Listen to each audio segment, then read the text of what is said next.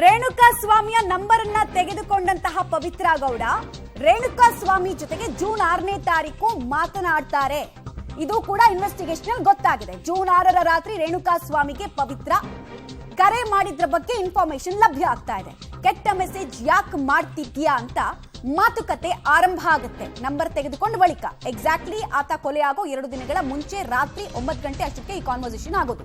Pavan number ಅನ್ನೇ ಪವಿತ್ರ number ಅಂತ ಆಕೆ ನಂಬಿಸಿರ್ತಾಳೆ. ಬಳಿಕ ಚಿತ್ರದುರ್ಗದ ಮನೆಯ ಲೊಕೇಶನ್ ಅನ್ನ ಕೂಡ ಸ್ವಾಮಿ ಕಳಿಸ್ತಾನೆ. ಆದ್ರೆ ಪವಿತ್ರಳಿಂದ ಪವನ್ ನಂಬರ್ ಸೆಂಡ್ ಆಗತ್ತೆ ಮತ್ತು ಆ ಟ್ರ್ಯಾಪ್ಗೆ ಬಿದ್ದಂತಹ ರೇಣುಕಾ ಸ್ವಾಮಿ ತಾನಿರುವಂತಹ ಲೊಕೇಶನ್ ಕಳಿಸು ಅಂದ ಮಾತ್ರಕ್ಕೆ ಕಳಿಸಿದ್ದಾನಂತೆ. ಬಟ್ ಏನಂತ ಪುಸಲಾಯಿಸಿ ಲೊಕೇಶನ್ ಅನ್ನ ಗಿಟ್ಟಿಸ್ಕೊಂಡ್ರು ಅನ್ನೋದೇ ಈಗಿರುವಂತಹ ಯಕ್ಷ ಪ್ರಶ್ನೆ ಆಗ್ತಾ ಇದೆ. ಬಟ್ ಕಾನ್ವರ್ಸೇಷನ್ ಆಗಿದೆ, ಕೇವಲ ಮೆಸೇಜ್ ಕಾನ್ವರ್ಸೇಷನ್ ಅಲ್ಲ, ಕಾಲಲ್ಲಿ ಕೂಡ ಮಾತನಾಡಿದ್ರು ಅನ್ನೋದನ್ನ ಪೊಲೀಸರು ತನಿಖೆಯಲ್ಲಿ ಬಯಲಿಗೆ ಎಳಿತಾ ಇದ್ದಾರೆ. ಆ ಮೂಲಕ ಆಕೆಯ ಪ್ರಚೋದನೆಯಿಂದಲೇ ಸ್ವಾಮಿ ತನ್ನ ನಂಬರ್ ಜೊತೆಗೆ ಲೊಕೇಶನ್ ಅನ್ನ ಕೂಡ ಕಳಿಸಿದ್ದ. ಅಲ್ಲಿಗೆ ಇಡೀ ಕ್ರೈಮ್ ಡೈರಿಯಲ್ಲಿ ಅತ್ಯಂತ ಪ್ರಮುಖವಾಗೋದು ಇದೇ ಘಟ್ಟ. ಡೀಟೇಲ್ಸ್ ಕೊಡ್ತಾರೆ ಮುರಳಿ. ಲೊಕೇಶನ್ ಅನ್ನ ಇಸ್ಕೊಳ್ಬೇಕಾದ್ರೆ ಏನ್ ಕಾನ್ವರ್ಸೇಷನ್ ಆಗಿತ್ತು, ನಂಬರ್ ಇಸ್ಕೊಳ್ಬೇಕಾದ್ರೆ ಏನಾಯ್ತು ಅನ್ನೋದನ್ನ ನೀವು ಹೇಳ್ತಾ ಇದ್ರಿ. ಲೊಕೇಶನ್ ಅನ್ನ ಹೇಗೆ ಅಷ್ಟು ಸಲೀಸಾಗಿ ಆತ ಕೊಟ್ಟ, ಆ ಲೊಕೇಶನ್ ಈಸ್ಕೊಳ್ಬೇಕಾದ್ರೆ ಪವಿತ್ರ ಪುಸಲಾಯಿಸಿದಂತಹ ರೀತಿ ಯಾವ ರೀತಿ ಇತ್ತಂತೆ? ಜೂನ್ 5ನೇ ತಾರೀಕು ಯಾವಾಗ ಪವಿತ್ರ ಗೌಡ ರೇಣುಕಾ ಸ್ವಾಮಿ ಜೊತೆ ಇಬ್ಬರ ಜೊತೆಯಲ್ಲೂ ಕೂಡ ಒಂದಷ್ಟು ಮಾತುಕತೆ ನಡೆಯುತ್ತೆ, ಒಂದಷ್ಟು ಕಾನ್ವರ್ಸೇಷನ್, ಅದು ಎಷ್ಟು ನಿಮಿಷದ ಕಾನ್ವರ್ಸೇಷನ್ ಅನ್ನೋದ್ರ ಬಗ್ಗೆ ಎಲ್ಲೂ ಕೂಡ ಉಲ್ಲೇಖವನ್ನ ಮಾಡ್ತಾ ಇಲ್ಲ. ಮುಂದಿನ ಹಂತಗಳಲ್ಲಿ ಅದ್ರ ಬಗ್ಗೆನೂ ಕೂಡ ಉಲ್ಲೇಖ ಆಗುವಂಥದ್ದು ಮೊತ್ತ. ಯಾಕೆಂದ್ರೆ ಅವರ ಇಬ್ಬರ ನಡುವೆ ಅಷ್ಟು ದೀರ್ಘವಾದ ಒಂದು ಮಾತುಕತೆ ನಡೀತಾ ಇರ್ತದೆ. ಮಾತುಕತೆ ನಡೆದ ಬಳಿಕ ಆಕೆ ಇನ್ಸ್ಟಾಗ್ರಾಮ್ ನಲ್ಲಿ ಮೆಸೇಜ್ ಅನ್ನ ನಿಲ್ಲಿಸ್ತಾಳೆ. ಅಂದ್ರೆ ಪವನ್ ಮೊಬೈಲ್ ನಂಬರ್ ಏನಿರುತ್ತೆ, ಮೊಬೈಲ್ ನಂಬರ್ನ ಮೂಲಕವೇ ವಾಟ್ಸ್ಆಪ್ ನ ಚಾಟ್ ಗಳನ್ನ ಪ್ರಾರಂಭ ಮಾಡ್ತಾರೆ. ಚಾಟ್ ಗಳನ್ನ ಪ್ರಾರಂಭ ಮಾಡಿ ಆತನ ಲೊಕೇಶನ್ ಅನ್ನ ತೆಗೆದುಕೊಳ್ಳೋದಕ್ಕೆ ಪವನ್ ಸಾಕಷ್ಟು ಪ್ರಯತ್ನವನ್ನ ಮಾಡ್ತಾನೆ.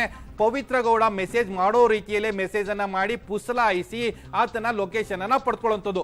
ಮೊದಲ ಹಂತದಲ್ಲಿ ಆತ ಅಪೋಲೋ ಫಾರ್ಮಸಿ ಜಿಗಣಿಯ ಒಂದು ಬ್ರಾಂಚ್ ಅಲ್ಲಿ ಕೆಲಸವನ್ನ ಮಾಡ್ತಾ ಇದ್ದಾನೆ ಅಂತೇಳಿ ಅಂದ್ಕೊಂಡಿರ್ತಾರೆ. ಆದ್ರೆ ಆತನೇ ಒಂದು ಲೊಕೇಶನ್ ಕಳಿಸಿದಾಗ ಪವಿತ್ರ ಗೌಡ ಹೆಸರಿನಲ್ಲಿ ಪವನ್ ಒಂದಷ್ಟು ಆಕ್ಷೇಪಾರ್ಹವಾಗಿ ಒಂದಷ್ಟು ಸೆಕ್ಸಿಯಾಗಿ ಮೆಸೇಜ್ ಗಳನ್ನ ರಿಪ್ಲೈ ಮಾಡೋ ಸಂದರ್ಭದಲ್ಲಿ ಆತ ಲೊಕೇಶನ್ ಅನ್ನ ಕಳಿಸ್ಕೊಡ್ತಾನೆ. ಲೊಕೇಶನ್ ಅನ್ನ ಕಳಿಸ್ಕೊಟ್ಟ ಬಳಿಕ ಅದಾದ ಬಳಿಕ ಯಾವ ರೀತಿಯಲ್ಲಿ ಪ್ಲಾನ್ ಅನ್ನ ಮಾಡಬೇಕು ಮತ್ತು ಆತನನ್ನ ಅಪಹರಣ ಯಾವ ರೀತಿಯಲ್ಲಿ ಮಾಡಬೇಕು ಅನ್ನೋದ್ರ ಬಗ್ಗೆ ಸಂಪೂರ್ಣವಾಗಿ ಗೊತ್ತಾಗುವಂಥದ್ದು. ಮೊದಲು ಇನ್ಸ್ಟಾಗ್ರಾಮ್ ನಲ್ಲಿ ಚಾಟಿಂಗ್ ಗಳಾಗ್ತಾ ಇತ್ತು. ಇನ್ಸ್ಟಾಗ್ರಾಮ್ ನಲ್ಲಿ ಯಾವಾಗ ಅವಳು ಡ್ರಾಪ್ ಮಿ ಯುವರ್ ನಂಬರ್ ಅಂತ ಹೇಳ್ತಾಳೆ, ಆ ಸಂದರ್ಭದಲ್ಲಿ ನಂಬರ್ ಎಕ್ಸ್ಚೇಂಜ್ ಆಗುತ್ತೆ. ನಂಬರ್ ಎಕ್ಸ್ಚೇಂಜ್ ಆದ ಬಳಿಕ ದರ್ಶನ್ ರೇಣುಕಾ ಸ್ವಾಮಿಯನ್ನ ಅಪಹರಣ ಮಾಡಬೇಕು ಅಂತೇಳಿ ಇವರೆಲ್ಲ ಕೂಡ ಪ್ಲಾನ್ ಅನ್ನ ಮಾಡಿರುವಂತದ್ದು ಈ ಮೂಲಕ ಅನಾವರಣ ಆಗ್ತಾ ಇರುವಂತದ್ದು. ಮಮತಾ, ಆರಂಭಿಕ ಹಂತದಲ್ಲಿ ಆಕೆ ಬುದ್ಧಿ ಮಾತು ಹೇಳೋದಕ್ಕೆ ಪ್ರಯತ್ನ ಪಟ್ಟ ಹಾಗೆ ಕಾಣಿಸ್ತಾ ಇದೆ. ಸೊ ಆ ಸಂದರ್ಭದಲ್ಲಿ ರೇಣುಕಾ ಸ್ವಾಮಿ ವರ್ತನೆ ಹೇಗಿತ್ತು? ಸಾರಿ ಕೇಳಿ ಮತ್ತೆ ರಿಪೀಟ್ ಮಾಡಲ್ಲ ಅನ್ನೋದನ್ನೇನಾದ್ರೂ ಹೇಳಿ ಮತ್ತೆ ರಿಪೀಟ್ ಮಾಡಿದ್ನಾ ಹೇಗಂತ? ಖಂಡಿತವಾಗಿಯೂ ಇಲ್ಲ. ಯಾಕೆಂದ್ರೆ ಆಕೆಗೆ ಆತನ ಬಳಿಯಲ್ಲಿ ಕ್ಷಮೆ ಕೇಳಿಸ್ಕೊಳ್ಳುವಂಥದ್ದು ಅಥವಾ ಆತನನ್ನ ಮೈಂಡ್ ಡೈವರ್ಷನ್ ಅನ್ನ ಮಾಡುವಂಥದ್ದು ಅಥವಾ ಆತನಿಗೆ ಬುದ್ಧಿವಾದವನ್ನ ಹೇಳಿ ಮುಂದೆಂದೂ ಕೂಡ ನೀನು ಈ ರೀತಿಯ ಮೆಸೇಜ್ ಮಾಡಬಾರ್ದು ಅನ್ನೋ ಒಂದು ಬುದ್ಧಿವಾದ ಹೇಳುವಂತ ಪ್ರಯತ್ನಗಳನ್ನ ಆಕೆ ಎಲ್ಲೂ ಕೂಡ ಮಾಡಿಲ್ಲ.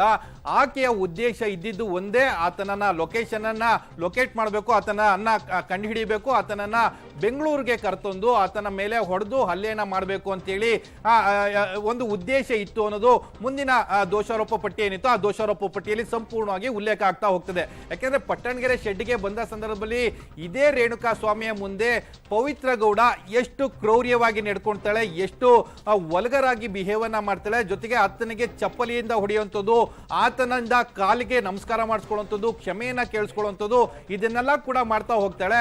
ಅಂದ್ರೆ ಇದು ಜೂನ್ 5ನೇ ತಾರೀಕು ನಡೆದಂತ ಕಾನ್ವರ್ಸೇಷನ್ ಏನಿತ್ತು, ರಾತ್ರಿ 9 ಗಂಟೆಗೆ ನಡೆದಂತ ಕಾನ್ವರ್ಸೇಷನ್, ಆ ಕಾನ್ವರ್ಸೇಷನ್ ಅಲ್ಲಿ ಇವರಿಬ್ಬರದು ಯಾವುದೇ ರೀತಿಯ ಒಂದು ಸಮಾಧಾನ ಮಾಡುವಂತದ್ದು ಇರ್ಬೋದು ಅಥವಾ ಒಬ್ಬ ಪುಸಲಾಯಿಸೋದಂತ ಇರ್ಬೋದು ಅಥವಾ ಬುದ್ಧಿವಾದ ಹೇಳುವಂತದ್ದು ಇರ್ಬೋದು, ಯಾವುದು ಕೂಡ ಇರಲಿಲ್ಲ ಅನ್ನೋದು ಮುಂದಿನ ಹಂತಗಳಲ್ಲಿ ಗೊತ್ತಾಗ್ತಾ ಹೋಗುವಂತದ್ದು. ಮಮತಾ, ಇಲ್ಲಿ ರೇಣುಕಾ ಸ್ವಾಮಿ ಕರೆ ಮಾಡಿದ್ದ ವಿಚಾರದ ಬಗ್ಗೆ ನಾವು ಹೇಳ್ತಾ ಇದ್ವಲ್ಲ, ಸೊ ಇದೇ ಸಂದರ್ಭದಲ್ಲಿ ಪವಿತ್ರ ಹಾಗೂ ರೇಣುಕಾ ಸ್ವಾಮಿಯ ನಡುವೆ ಒಂದು ಬ್ರೇಕಿಂಗ್ ಇದೆ. ವಾಪಸ್ ಬರ್ತೀನಿ.